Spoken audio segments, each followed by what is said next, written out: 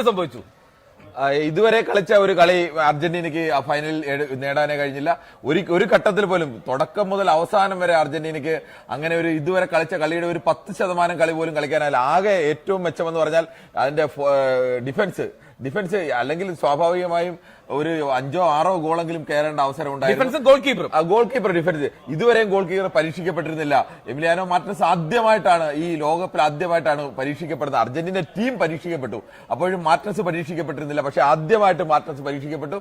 Martinez അവിടെ എല്ലാം അതിസമർത്ഥമായി തന്നെ തന്റെ പഴയ ഫോം നഷ്ടപ്പെട്ടു എന്ന് എല്ലാവരും വിലയിരുത്തിയപ്പോൾ തന്റെ ഫോം നഷ്ടപ്പെട്ടിട്ടില്ല, ആ ഫോമിൽ തന്നെ നിൽക്കുന്നു എന്ന് അദ്ദേഹം തെളിയിച്ചു. പക്ഷേ അതിനപ്പുറത്തേക്ക് അർജന്റീനയ്ക്ക് ഒരു അറ്റാക്കിംഗ് കളി അത് അർജന്റീനയ്ക്ക് നേടാൻ കഴിഞ്ഞില്ല. പക്ഷെ അപ്പോഴും അർജന്റീനയ്ക്ക് കഴിഞ്ഞ വേൾഡ് കപ്പ് നേടിയ അർജന്റീന 86-ലെ പോലെ തന്നെ വീണ്ടും രണ്ടാമത് വന്നിട്ട് വീണ്ടും അർജന്റീന ഫൈനലിൽ പരാജയപ്പെടുന്നു. അത് ഒരു ഗോളിന് പരാജയപ്പെടുന്ന അവസ്ഥ. പക്ഷേ ഈ പരാജയം അർജന്റീന ആരാധകരോ അർജന്റീനയിൽ പ്രതീക്ഷ അർപ്പിച്ചിരുന്നവരോ അല്ലെങ്കിൽ അർജന്റീന വിരുദ്ധർ പോലും ഈ തരത്തിൽ അർജന്റീന ഒരു ദുർബലമായ ഒരു കളി അവസാന നിമിഷം കളിക്കുമെന്ന് ഒരിക്കലും കരുതിയില്ല.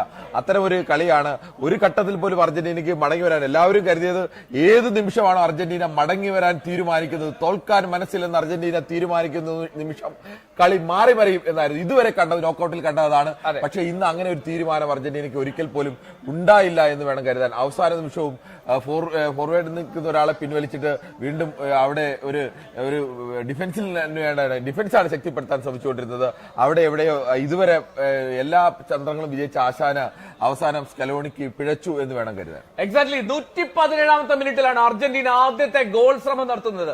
117ാമത്തെ മിനിറ്റിൽ ലയണൽ മെസ്സിയിലൂടെ ആ ഗോൾ ശ്രമം നടത്തുമ്പോൾ ഒരുപാട് വൈകിപ്പോയിരുന്നു അർജന്റീനയ്ക്ക് തിരികെ എത്താൻ കഴിയുന്നതിലും അപ്പുറമായിരുന്നു. കമന്റേറ്റർമാർ പറയുന്നുണ്ടായിരുന്നു അവസാന 5 മിനിറ്റ് മതി ഈ അർജന്റീന ടീമിന് മടങ്ങിയെത്താൻ എന്നുള്ളത്. ആ പ്രതീക്ഷയുണ്ടായിരുന്നു. കാരണം ആ മനുഷ്യൻ ആ കളത്തിൽ ഉള്ളിടത്തോളം കാലം ഏത് സമയവും അർജന്റീനയ്ക്ക് തിരികെ എത്താമെന്നുള്ള പ്രതീക്ഷ അർജന്റീന ആരാധകർക്കുണ്ട്. പക്ഷെ ആ പ്രതീക്ഷകളൊക്കെ അസ്ഥാനത്തായി.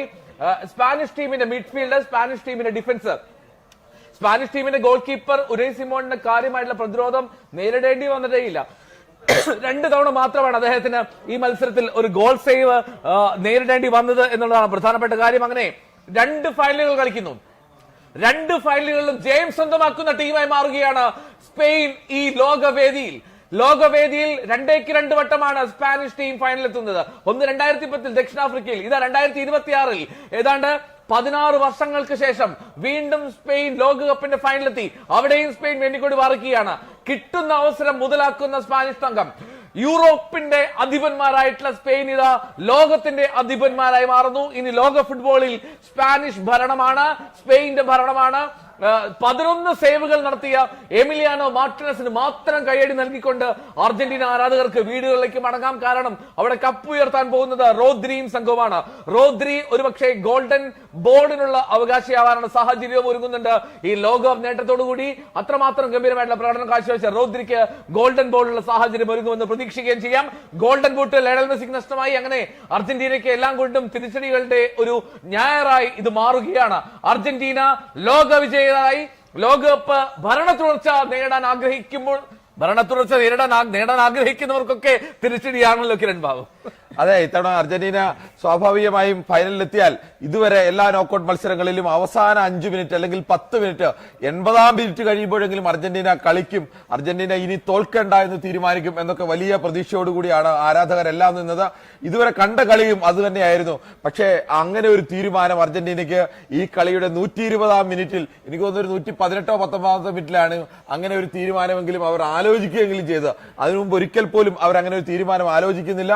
അവിടെ എല്ലാം വല്ലാതെ ഡിഫൻസിൽ നിന്ന് കളിക്കുന്ന, അറ്റാക്ക് ചെയ്ത് കളിച്ചുകൊണ്ടിരിക്കുന്ന, ഒരേ സമയം 4-5 ഫോർവേഡുകളെ ഇറക്കി കളിച്ചുകൊണ്ടിരുന്ന ഒരു ആശാനാണ് അല്ലെങ്കിൽ ഒരു കോച്ചാണ് സ്കലോണിയാണ്.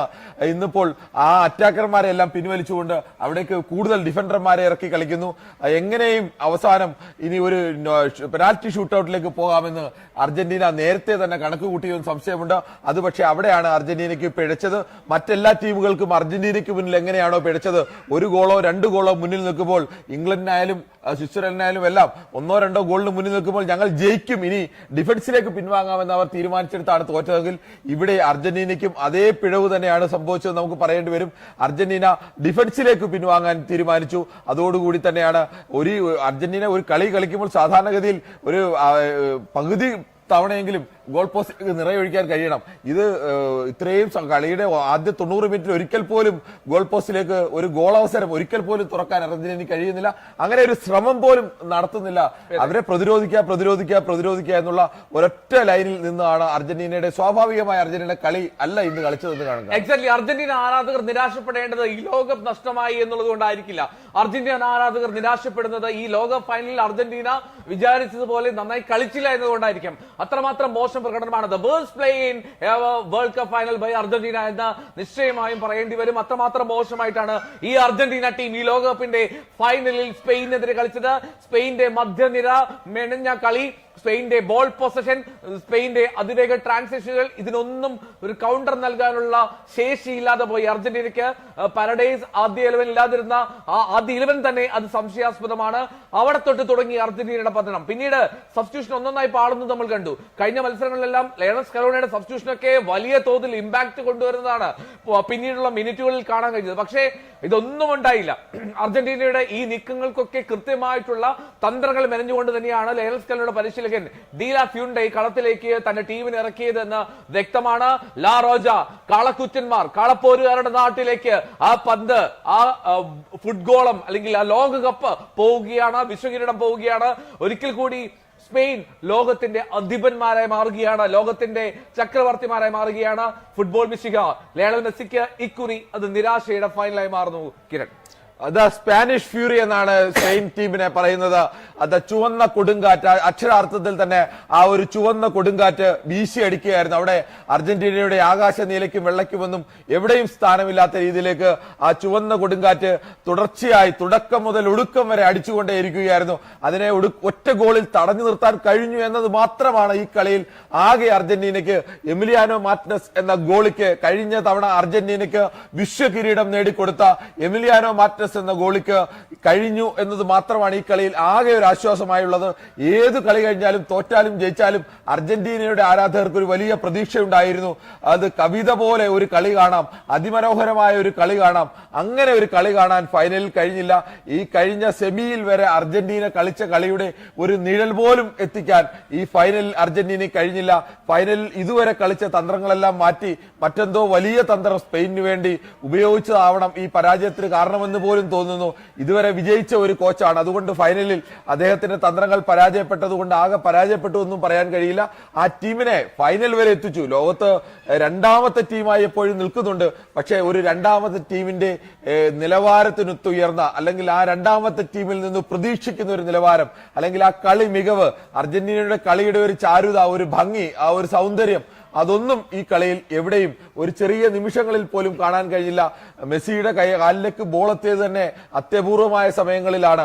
ആ ബോൾ എത്തിയപ്പോൾ പോലും മെസ്സിക്ക് ഒരു മുന്നേറ്റത്തിനുള്ള ഒരു സമയം, അല്ലെങ്കിൽ അതൊരു സ്പേസ് കൊടുക്കാതെ അത് കൃത്യമായി തന്നെ സ്പെയിന്റെ തന്ത്രങ്ങൾ വിജയിച്ചു എന്ന് തന്നെ പറയാം.